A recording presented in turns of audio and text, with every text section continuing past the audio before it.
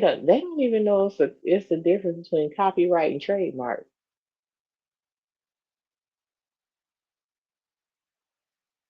So Nia Long had an interview with Playboy, or You know, Playboy interviewed Nia Long.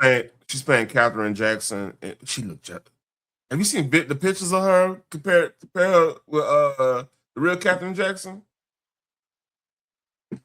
Oh, Catherine, uh, the Jackson's Mama Jackson. Yeah, watch this. Hello, Yeah, you talking about Cat? Okay, yeah, I know what Catherine Jackson looked like. All her kids, even through plastic surgery, still look like her. I know exactly what she looked like. look at that. The only thing literally different is that they made her eyebrows a little bit more shaded in. And that's the makeup. But yeah, That's I can good see make. that. That's crazy. hmm So yeah, She was very beautiful. Still is. yeah. And she still I is. mean, Yeah, she still is. Even yeah, yep. She and look. grandchildren and great grands. Yeah, and she's still kicking it. Oh, I she's mean, still did alive. Playboy interview Nia because Latoya Jackson was in Playboy? Like, what was the? I don't know. But this, you shout out to Homie Ticket. He went in on this. He was a little upset about this, but I mean, He mad about Nia Long playing, doing the interview with no, Playboy. Playboy, yeah. So Jamila, blah, blah. Oh What's my the? my um, Yeah, a little Jamila part. Lamo. Jamila, hmm the middle. Jamila Lamo. Um, are you ready? You want to read the whole thing, or you want to start at the interview? Issue on newsstands. My bad. My bad. Mm, My bad. I don't know where this article is going. Excuse me. Yeah, I don't know where this article is going. So we'll just read till we can't no more.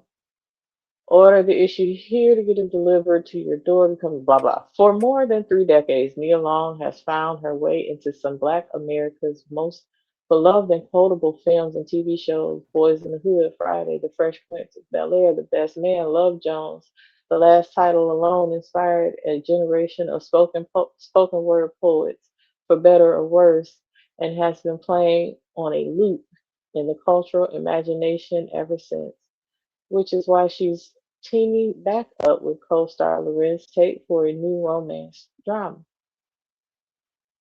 Long specialized in black stories told straight with universal appeal, and she's been name dropped by everyone from Jay-Z to J. Cole to A Tribe Called Quest as shorthand for what fine looks I, like. I support that.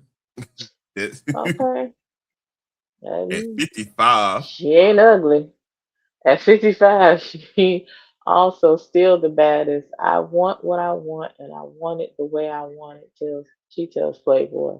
Now she's taking on the highest stakes role of her career, Katherine Jackson in Michael, the most anticipated and contested biopic in years. Long sat down with writer and cultural critic Jamila Lamo in Los Angeles to talk about her work and why freedom is all she ever really wanted. I mean, I get that. Picture is Uh, very tasteful. you want me? You want All me? right. No, no. Like she. I think the magazine's gonna have. They're gonna have a like. What we want. And keep that at that. Anyway, many of us were introduced to you via Love Jones. I was obsessed with that movie for years. It took place in Chicago, my hometown. And that's what I thought relationships and adulthood were supposed to look like. Mhm. Did you have any idea of how important that movie would be? No, we didn't. When I read the script, it was the same feeling I had when I read Boys in the Hood. I felt like Love Jones was such an extension of who I am. My father was a poet. My mother's an artist. We're from Brooklyn, but Chicago and New York have some symmetry. I just knew it was honest. And I think when something is honest, it's good. When Love Jones came out, it was considered a box office flop. We didn't make a lot of money, but what we created was something cultural and iconic that is more valuable than anything.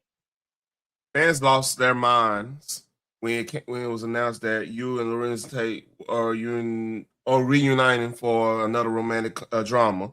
Can you tell us a little bit about it? Is it true that it's based on neo soul singer Maxwell Urban Hanks? Okay, all right, okay, okay, all right. Go ahead. That's that. There you go. I love Maxwell. Yeah, man, Maxwell came through for you, boy. I feel you. All right, He all is, right. man, listen. It is. I love Maxwell. I grew up listening to. Ooh, oh, shit, don't do this. Anyway, I grew up listening to Maxwell. He's a personal friend. It took us 3 years to get the film set up, and it's a really cool concept. It's sort of an extension of where Nina and Darius from Love Jones could be today. But it's a completely different film. There's a lot more comedy. We're parents now. We literally just wrapped a couple of weeks ago. I love Lorenz. That's my guy forever and ever and ever. You all have something very special on camera. When we were about to start shooting, I think we were both nervous because it had been years since we had shared camera time together. And after the first day, I think we both looked at each other like, yeah, we still got it. Everyone has a core memory related to Michael Jackson or the Jackson Five. What is yours? I have to. My mother used to work at this record label, and she actually did some artwork for the back of one of his albums. I walked into the label office, and there were all these photos of Michael Jackson, and she's like, let's take these. He's going to be a big star. He was already a star, but this was the beginning of his solo career. My Mm, most precious memory of Michael Jackson was at a Stevie Wonder concert, which is his cousin, FYI. I I was know. walking up a flight of steps, and as I headed down to the stage, walks Michael Jackson with Boys in the Hood director John Singleton. He was like, "Hi, Nia Long." I literally couldn't speak. He was such a real person, so when he said your name, it wasn't on some "I'm Michael Jackson and you're whoever you are." He genuinely wanted to connect in that moment, and I remember the energy of a real superstar wanting to connect with me at the very beginning of my career. So to play his mom in this film is a privilege.